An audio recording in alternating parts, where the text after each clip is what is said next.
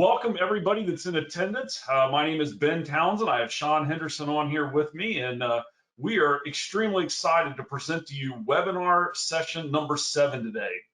And I sent out an email to everybody about how excited I am about today. And the reason I'm so excited about this specific topic is because we have presented a lot of information over the last 6 weeks now, or the 6 sessions.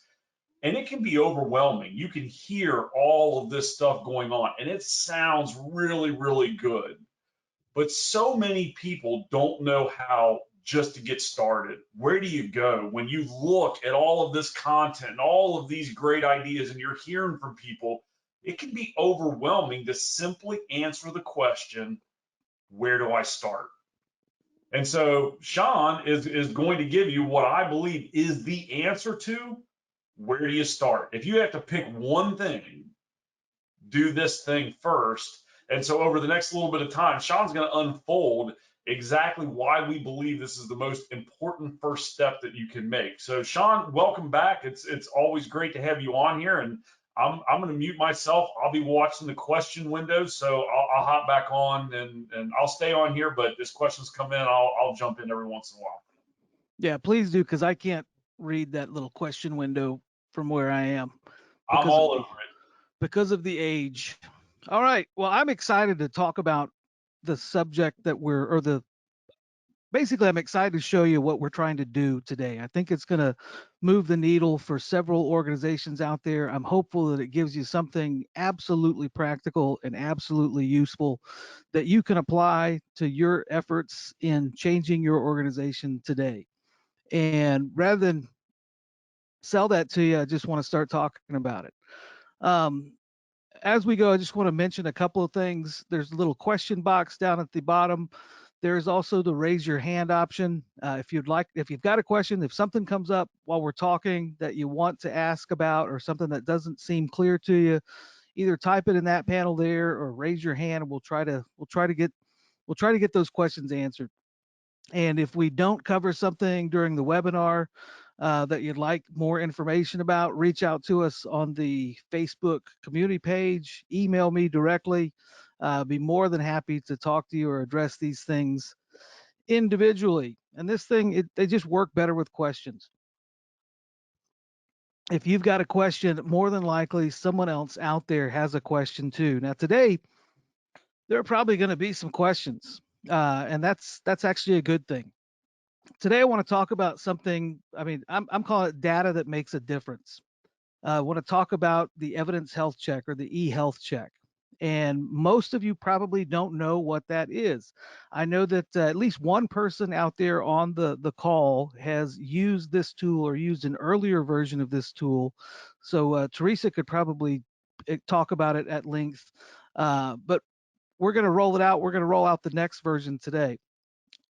Today, we're going to talk about the importance of data-driven decision making. If you've been on any of the calls or the webinars over the past couple of weeks, then that's a recurring topic. I mean, in the very first webinar, where I think David Bragg was talking about what he was doing in his evidence room, he was talking about bringing graphs and data and bringing information to bear, leveraging data in order to help make decisions and help get resources.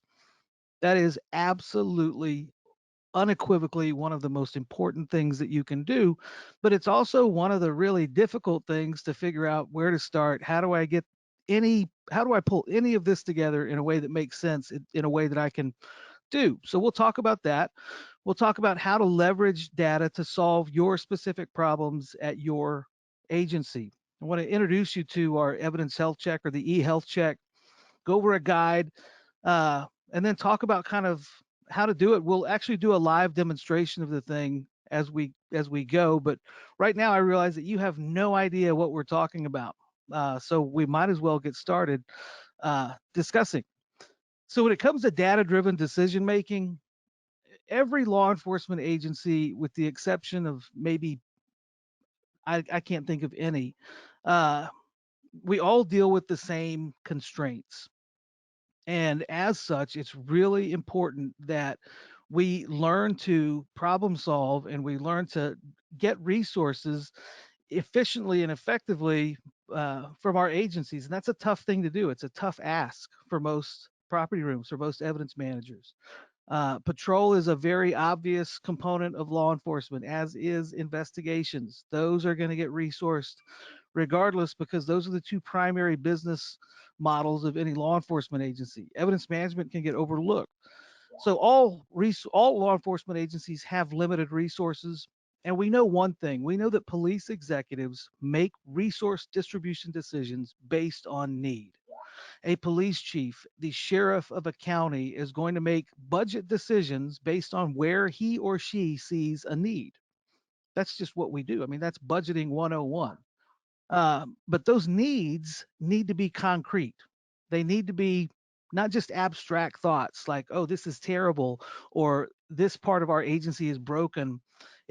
Needs need to be defined. They need to be concrete. Broken is an abstract concept. Broken doesn't mean anything. This sucks doesn't mean anything. Everyone knows what you mean, but it doesn't really mean anything. So if your foundation is broken, if you find yourself working at an agency where you've got issues related to evidence management, you've got problems that you're trying to solve. If that foundation is broken, you need concrete in order to fix a foundation. So data will help you do that. Let me move. So how to leverage data for problem solving. One, quality data does two things for you. It can demonstrate and it can measure. And you have to be able to demonstrate and measure several different things in order to use data to problem solve. You got to be able to demonstrate your problems and the solutions to those problems mathematically in things that really work, measured terms. You can demonstrate the urgency of a particular issue by looking at the math, by looking at hard data. You can demonstrate relative performance. How are we doing compared to other agencies out there? We're operating at this level. What is a decent agency? What is a well-running agency? How are they operating, and how do we compare to them? And also, you want to be able to demonstrate what you believe are going to be projected gains or potential gains by whatever it is that you're proposing. You want to be able to measure the scale of your need. You want to be able to measure the scope of the issues that you're dealing with. When you tell a police chief, man, we've got a ton of evidence back there, a ton of evidence really doesn't mean anything. And if you tell them we have a ton of evidence that needs to be disposed of, that doesn't mean everything. Now, you could be absolutely truthful. I mean, that could be the absolute truth. But measuring that ton quantitatively, giving them a number, that's going to speak to them. And also, you need to be able to measure your compliance with standards and best practices. So, all of that goes into what we're talking about or what we're trying to accomplish with the eHealth check. So, to give you an idea of what the eHealth check is or the evidence health check is, it is a measurement of organizational health. And it's all specifically related and indexed to and tied to evidence management. There are two pieces. There's a user-driven survey and there's a self-assessment report. And that's what we want to kind of show off today and talk to you about, because I'm excited about it. I think it's cool. I think it's something that people will be able to use. I think it will translate into meaningful impacts at your agency that you can leverage today. And I think it's awesome. And because I made it, I'm probably, at least biased towards thinking it's awesome. But I think objectively I'm right here.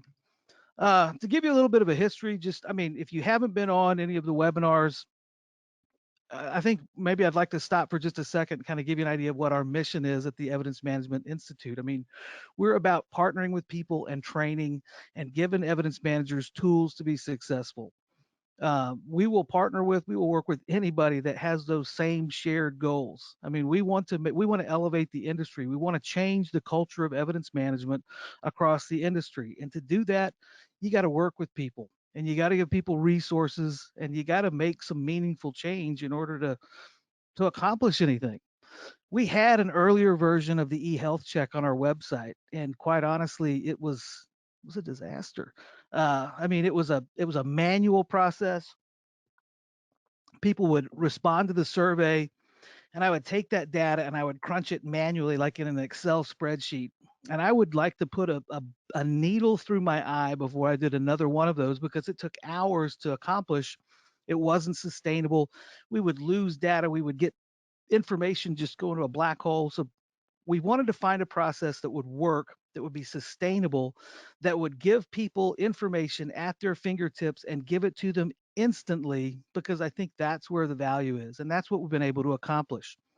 So, to give you an idea of what it is data driven analysis. At the end of this process, you will have concrete data at your fingertips in a meaningful context.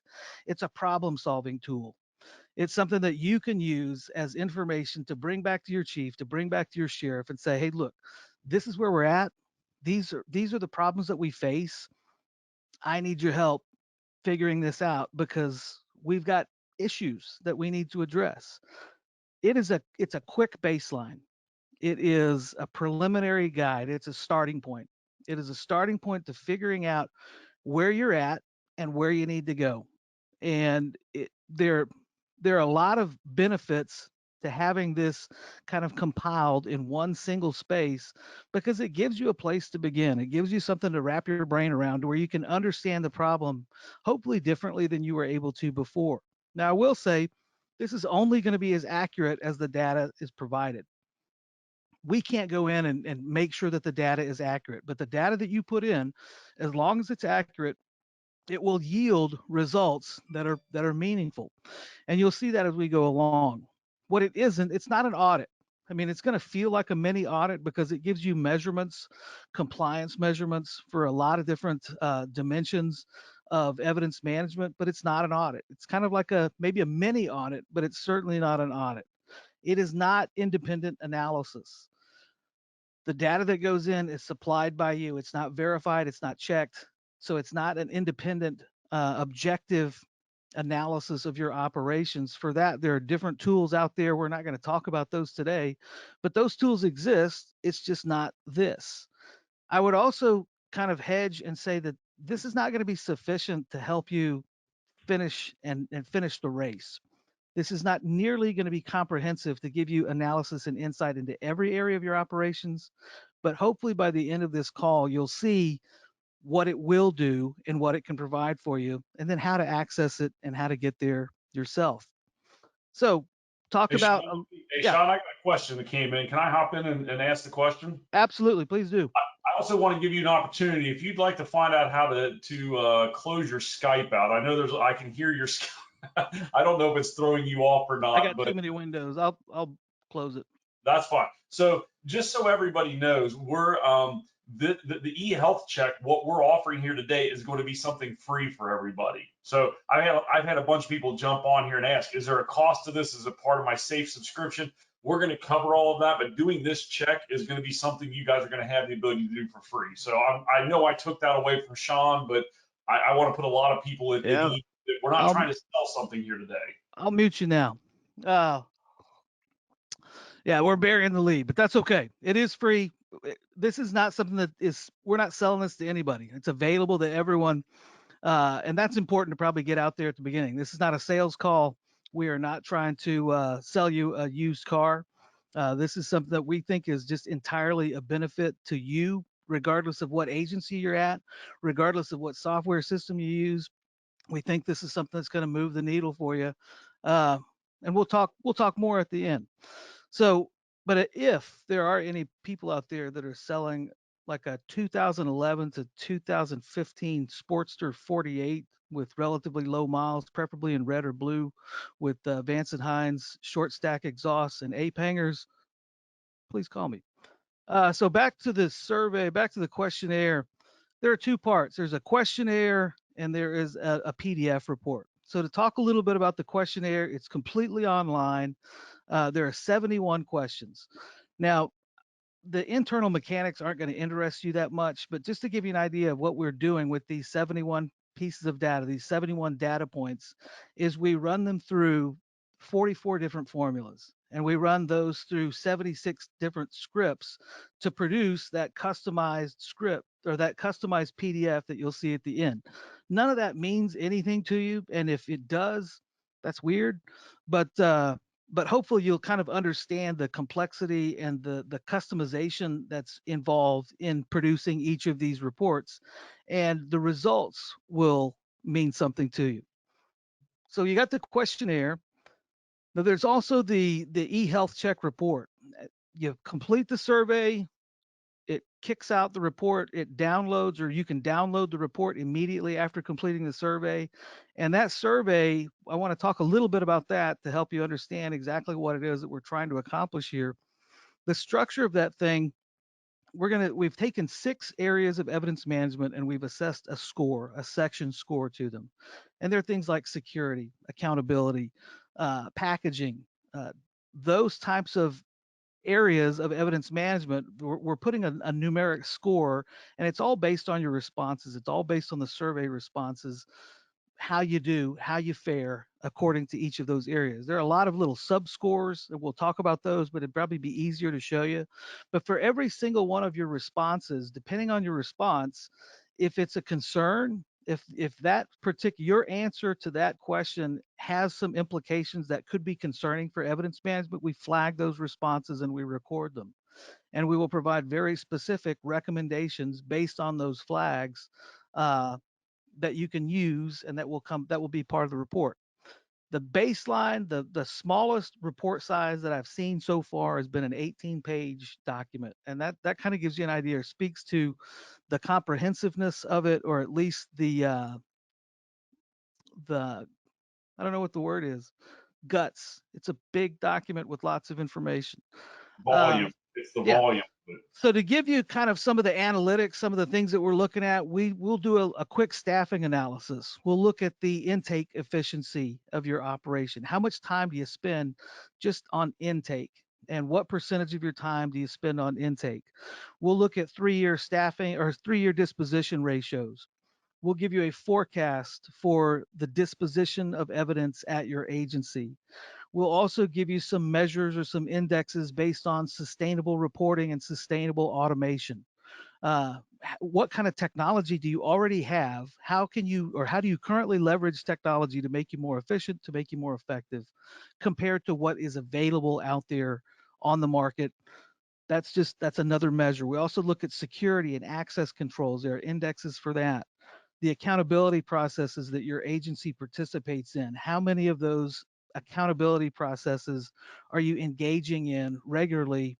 And do you comply with just general accepted standards for accountability measures? We'll also look at sane processing, sane kit processing. I realize that there are different names and nomenclatures for sexual assault nurse examiner kits out there across the country, but that's a really important issue in evidence management. You want to be at 100%. And if you're not at 100%, you need to be able to show someone that we're not doing what we ought to do with this evidence that we have in storage. That's all this is meant to do, is to highlight issues. Now, to be successful in taking this, and I'll show you here in just a second when we go to the instrument itself, uh, you're going to have some data in order to complete this if you want to be successful.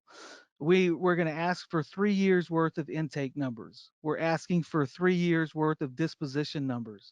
And those are important pieces of data to collect, because that tells you so much about your operations.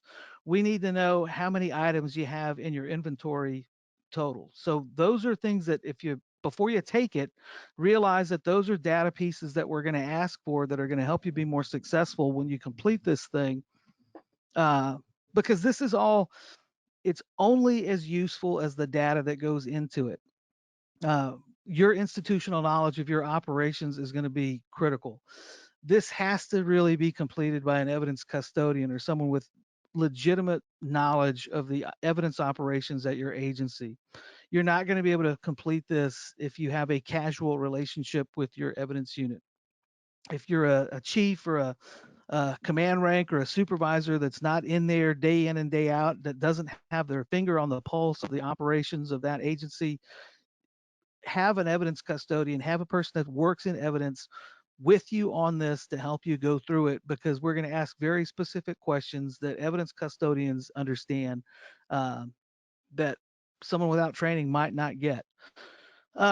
Couple things. It's really important that you're complete and accurate, especially if you're going to try to use this report to share with your chief or your sheriff at your agency.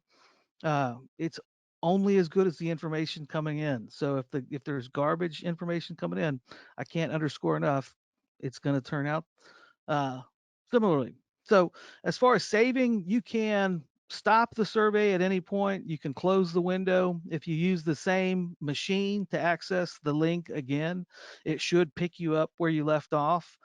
There is no save button, but you should be able to finish it.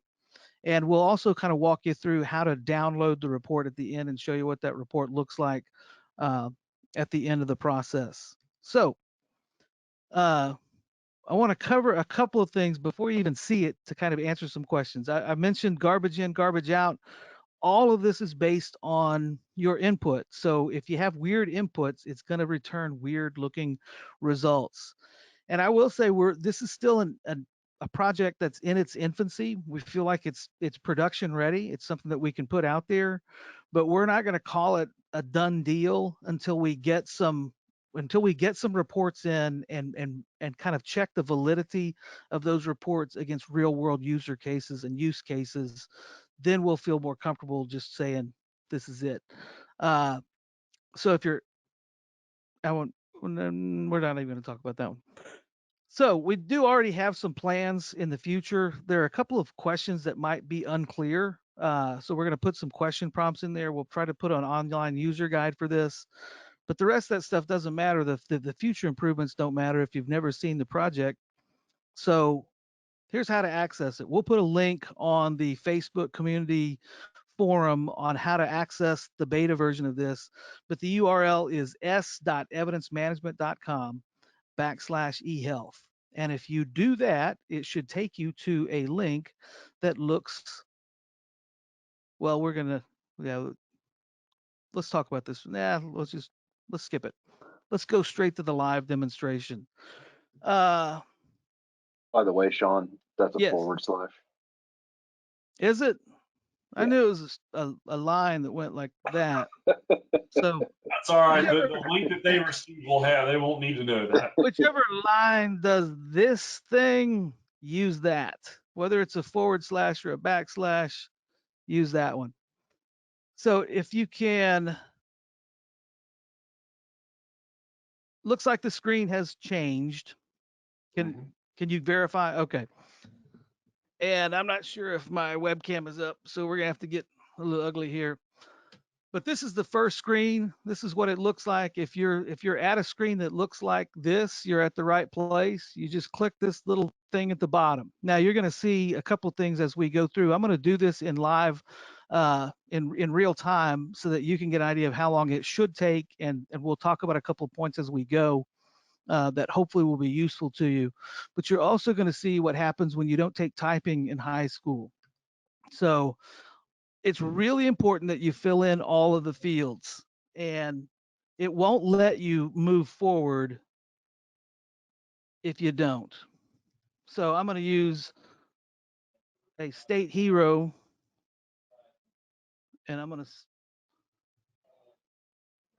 and we'll put him at the Whiskey River Police Department.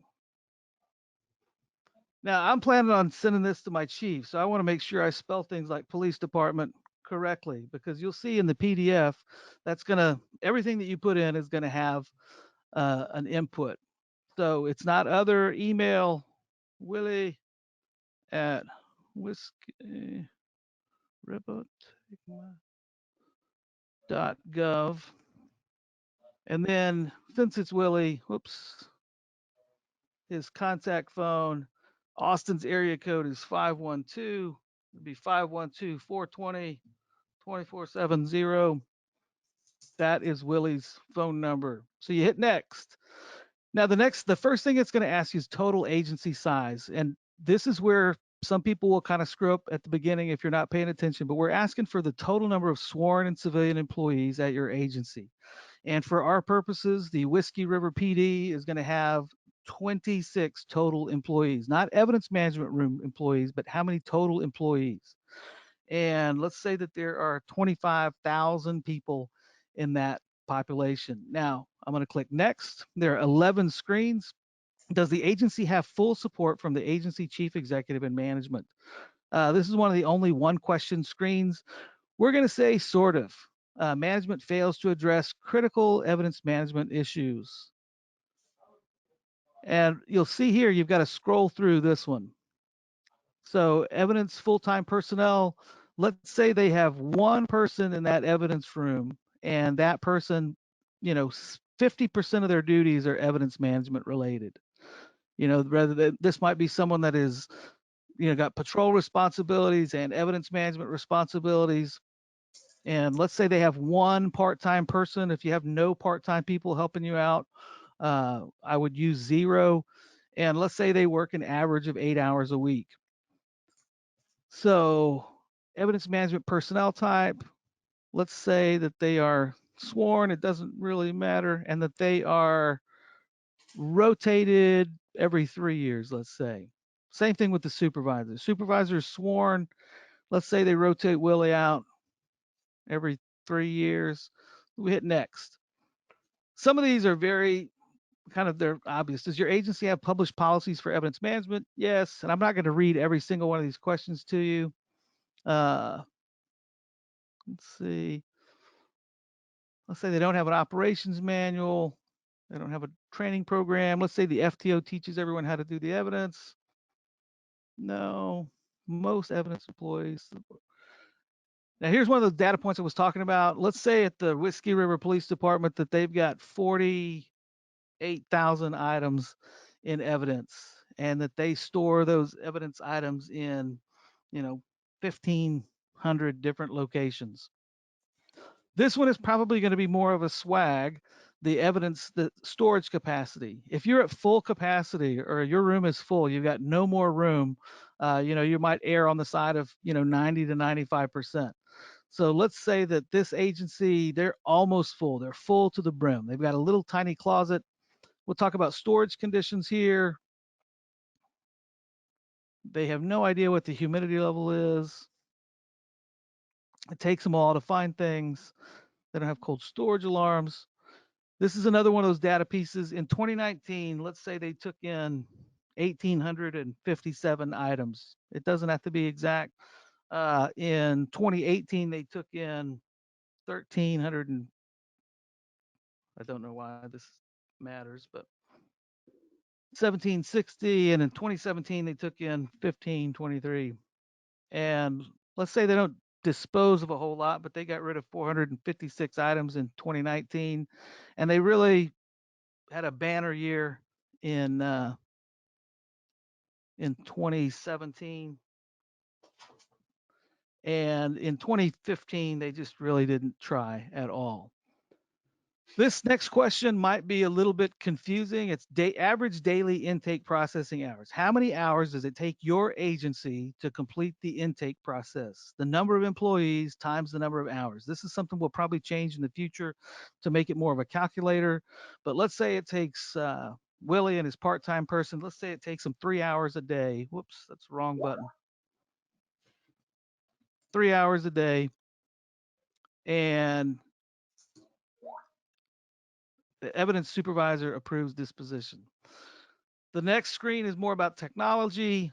So one thing, Sean, for everybody to understand, because I really like this, as I sit here and watch Sean run through this, I can't help but in my mind think, how long is it going to take him to do this? But if you look at the top of his screen, for your benefit also, there's a little menu bar up there to let you know how far into the process you are. So he is on screen 8 of 11, and so that's beneficial for everybody to know. And for Teresa Wallace or anybody else using an RMS-based system, this is where you can put some great comments in about how you feel about your RMS system so that the chief will see it on the final report. Another thing we want to learn is how long would it take you to generate reports? I mean, having data at your fingertips is important. How long would it take you to generate a list of narcotics items? If you can do that in under 5 minutes, let's say under 5 minutes. At this agency, it takes them an hour. Let's say it takes them the same for currency, but they have already got a list of firearms. So that's in real time. Generate a total. Let's say. So we're asking for the times it takes to generate records or reports. And here's one of my favorites, evidence submission data entry. Who is responsible for documenting submission information. Hopefully that answer for all of you is performed by the submitting officer electronically. Then this, we're just kind of put what kind of stuff we take in. So Sean, while you're filling all these things in and blitzing through them, a couple of questions that are rolling in, can you tell me in general, how long would you expect it to take somebody that is, we're going to assume, fairly knowledgeable about their evidence room? How long do you think it's going to take to run through these 11 pages of questions? If they have the baseline numbers, like if they've already kind of figured out their 3-year intake, their 3-year disposition, their total items, this should take 12 to 15 minutes maximum to input all the data. I mean, these are questions that evidence custodians are going to know. So this is something that you can do if you have that information already. Now, it might take you a while to extrapolate or to get that data pulled together. I'm not counting that, but this should take you 15 minutes. We'll probably spend, we've spent 4 minutes so far. We're almost done. So again, while you're filling that all out for everybody else's benefit, if you have any questions, now's a good time to put questions in the question window. I've had a few come in. My assumption is most people are going to know how. I've already put the link in the chat window of the GoToWebinar window, and it's also been posted as an item in the community group. And so you should already have access to this. I think one of the things, and Sean may have said it, but I really want to elaborate it. If you've done this before, or maybe you didn't get a result from it, this is now set up in such a way that when you hit submit at the end of it, as Sean's coming to the end of it, you're going to get the report immediately. That is the beauty of what this is now. You don't have to wait for Sean to produce the whole thing. You don't have to wait days. You should be able, if it takes, like Sean said, if it takes 15 minutes, let's assume 30 minutes, 30 minutes after you start this thing, you should have a 15 to 20 page report, depending on what all the variables were. Maybe today's not the best day to go into the chief, but maybe on a Friday afternoon when he's in a happy mood, then you can go in and sit this document down in front of him and say, hey, I would like to discuss these numbers. And as Sean said, it is going to tell a very, very different story. You're going to look prepared when you come in versus just walking in and saying, like Sean's examples where I've got a ton, or this is awful, or this is bad. In the end, the executive wants to know, great, I hear that. What's the solution? And then you can start hammering away at some of these things. Okay, those are that's question number 71. So after you're done, you're going to hit complete, and that's going to begin the process of generating this report. This screen is going to look a little different, and I will tell you that I'm going to have to go through an extra step because I'm actually running the app that creates everything on the front end. So I'm going to download this report. It's going to generate that file. And this will take just a couple of minutes to run, and then I'm going to hit download. And I may have to do this twice just because I'm actually running the app in real time. Let's see, that's 136. So now I'm going to switch screens one more time and go to Acrobat.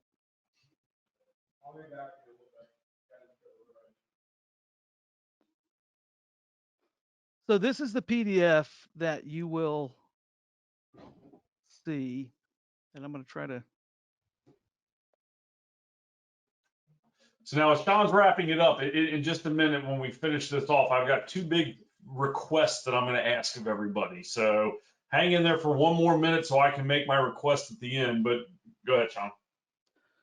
Okay, I'll just kind of run through what the report looks like. And it's, like I say, it will give you, this is the cover page. It will show you who it's prepared for.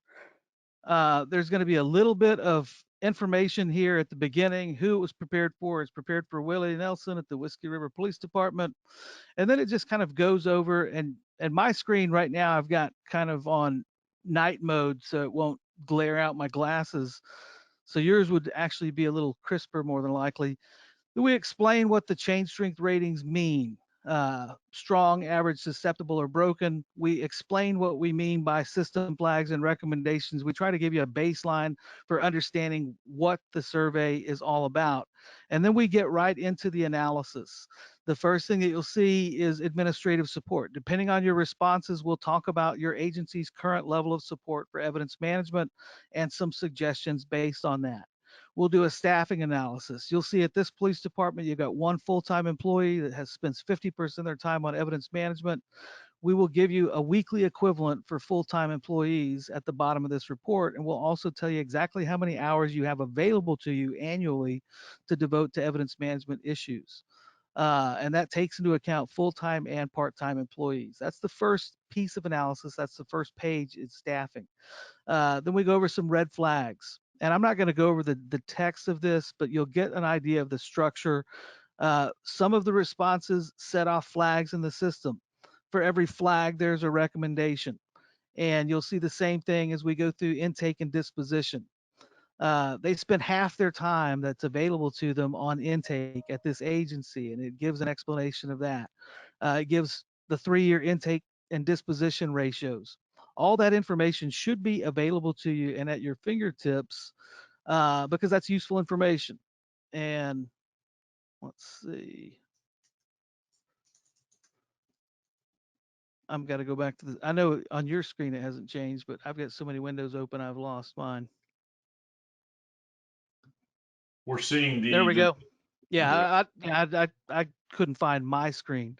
So bar graphs for evidence disposition. I'm going to scoop that down a little bit. And then the evidence disposition outlook. We will take the data that we've got and we've extrapolated, how much data you have that's probably eligible for disposal. These are based on pretty conservative and then some industry norms. How many years it would take you to dispose of the evidence, how many hours, and then we index that to your staffing levels. So how long it would take depending on your staffing levels is also important. We give you some graphs that will show you this is evidence that's eligible for disposition. Really the one that probably makes the most sense is this industry average. We talked about earlier, it's a 45,000 item storage level at that agency. They probably have 38,400 items that are eligible for disposition. So going through the rest of the report, I'm just gonna kind of gloss over and skim through here. But the first chain strength rating is training, and the training inputs that we put in. This particular agency didn't do a lot of the things with respect to training, policy, or procedure that we recommend at the Evidence Management Institute. So their rating would be broken. And we would kind of explain the why and give some red flags. And we'll do the same thing for storage and organization and packaging and then technology and security. I mean, the scores are going up a little bit, and where there are specific areas of analysis, we try to do that. There are access control or security measures. We recommend a lot of security measures in our training. This agency does about 55% of those security measures. And again, these are all swags done quickly. The last real page is about accountability. How many accountability measures do you participate in? And here we're talking about inventories, inspections, and audits.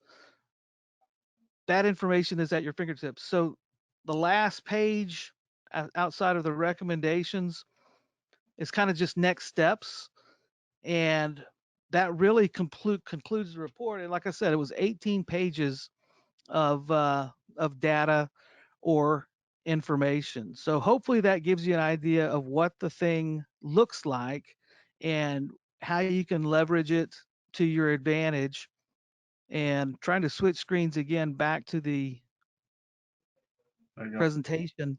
I just want to talk real quick about why we think this is important and how we are able to offer it to you, because I think that's kind of interesting and might be of some benefit to you. I really believe that there is an actual benefit to using this eHealth check. I think that it has the high potential for you to leverage this information directly at your agency and make a difference and help your chief understand the issues that you're facing quantitatively and mathematically with real data from your agency.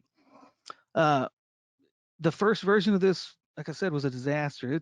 It takes money, it takes time to create this. So there's an actual tangible real value to you. But the costs for doing this are underwritten by the Evidence Management Institute and by Tracker Products, who we're partnering with in order to put this stuff out. We both believe strongly that there is real value in getting real useful information and tools into the hands of people that need it the most. And because there is a value of that, we've decided we're going to underwrite the cost of this and just offer it to people regardless of where they train. You know, I don't care what training class you go to. Obviously, I would like it to be mine. I know Ben and Tracker, they would obviously love you to have you come and use their software, but regardless, this is important stuff, so we want to put it in the hands of people because it's important, because it can have an impact, because it has meaning and can provide you some useful information. uh, that's why we do it. So I will tell you that I'm going to use this information. I'm going to read these reports as they come in, and as I find things, you know, that the data might be used. I mean, I might pick up the phone and call you if you got issues, and you're certainly free to do that to me. So we do share the report information with our training partners, and right now our industry partners, and right now that's Tracker. But neither of us, nobody's going to use this as a hard sell. I mean, we want this to be a tool that has value in and of itself. If we feel like we could help you, we're going to try to help you. I mean, it's as straightforward and as straight up as I could possibly make it. Um, so if there are any questions, I can't see the screen. I'm going to close this little window.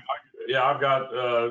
I don't have the only comment that I have, Sean, is from Teresa Wallace, who has done this assessment. And one thing I do want to maybe elaborate on just a little bit is when Sean talks about how the original version was a disaster. It was a disaster for him. The product itself wasn't a disaster. It was very comparable to what we have now.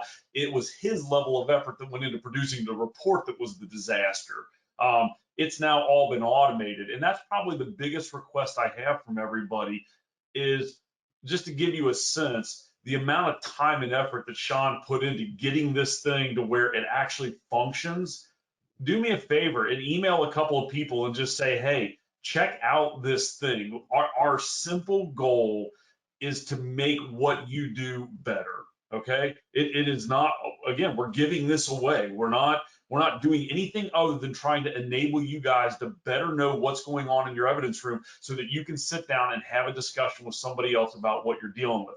And Teresa Wallace, who was on the webinar a couple of weeks ago, she used this to go back to her agency, and her comment was very simply is that it opened up the eyes to the rest of the command staff. That's what this thing should do. You should be able to go in, and it should, that, you know, they're going to think that you paid for it, first of all. To be when they see this 18-page report, the first question may be, what did this cost you to get this done? And you can say, hey, it was a free assessment tool that I plugged in the data, and it just puts me in a better position of being able to speak intelligently to you. So please send that link off to people. Let them know it's free, but also let them know about that Facebook community group. We're already starting to see that lots of questions are being posted in there. I mean, I love the communication that's going on in there. I've obviously been doing a lot to keep it going, but I'd really like to see that thing take off long term to where, you know, you guys are just working with each other. That to me is the objective, is we're elevating the discussion and simply giving you guys tools where you can communicate with other people better and you can get better access to what's going on. Like, see, there's one question at the bottom of the screen. Is there a limit on how many times a year you can do this? And the answer I would give you is no. There's not technically a limit on the number of times a year that you can do it. But I would say that the pricing or the cost for us is based on the number of downloads. So hopefully this is not something that you just would download 7 times a day for fun and then just never save it as a document. You just keep downloading it. But if you need to do that, no, I think we could still make it work. But no, there's not a limit on how many times a year that you can do the survey. The link, if you use the same machine, belongs to you. It will store that information. I would encourage you to save the report on your own system as a PDF, and but that hopefully that answers your question. Yep. So somebody asked, I'm going to post in here. So inside the chat window, just so everybody knows, inside the chat window of this webinar is the link to the eHealth check. I'm also going to post a link to the Facebook community group. Heather, who asked about that, I'm sending that out right now.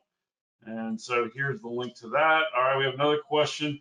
Sean, I'll read this out to you. When it comes to time management for the sake of the questionnaire, how do you account for additional duties such as property viewings, field call outs, public and internal releases, phone and he lists a whole bunch of things that are going on in there.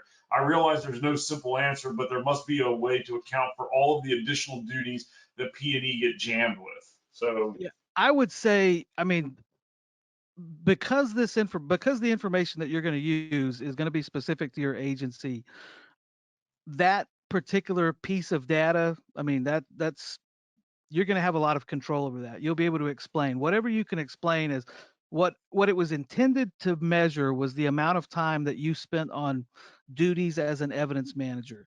Now, if you've got shared and combined duties and you're doing crime scene and you're doing evidence management, I mean, you're going to have to parse those out and kind of figure that out, that ratio out on your own. There are a lot of agencies where they're full-time evidence custodians and they have no other auxiliary duties, so they would be 100% evidence management. Someone that spends 50% of their time in patrol or crime scene and 50% of their time in evidence management, I would do a 50-50 ratio. The main thing that's important to capture with that is how much time do you have to work on evidence management issues and how much time do you have that is allocated towards something else. Now, evidence management that term is wide. Public releases, I would say that's part of evidence management. Property viewings, I would say that's part of it. Phone calls, letters, all the stuff that you do in order to process evidence in or out, I would consider that evidence management time. I would say that anything that is patrol or investigative, or if you have to work in records or if you work in the jail and you're doing jail stuff, that would be non-evidence. So that is the kind of the response for that particular piece of data.